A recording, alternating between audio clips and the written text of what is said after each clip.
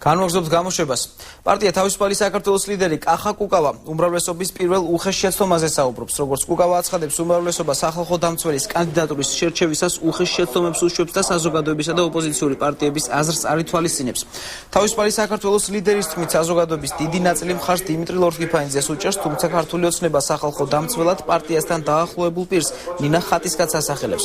პარტია თავისუფალი საქართველოს საპარლამენტო უმრავლესობას მოუწოდებს სახალხო დამცველის კანდიდატურასთან დაკავშირებით სოციოლოგიური გამოკითხვა ჩაატაროს და კანდიდატის ვინაობა ამ შედეგების მიხედვით დაასახელოს.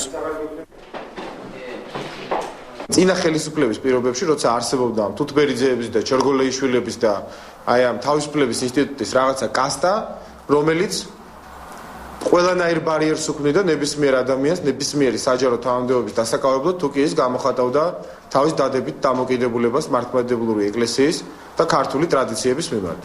ჩვენ გვჩნევაში დაბეჭდილება, რომ ახალი ხელისუფლების პირობებშიც უბრალოდ შეცვალა ახლა თუთბერიძე ჩუგოშვილმა, მაგრამ თავარი ბარიერი, რატომაც არ ინიშნება დიმიტრი ლორთქიფანიძე ამ პოსტზე, არის მისი საჯარო პოზიცია, როდესაც მან გამოხატა თავისი არაუარაზროვანი პოზიცია მართლმადიდებლური ეკლესიის და მართლმადიდებლური ტრადიციების მიმართ.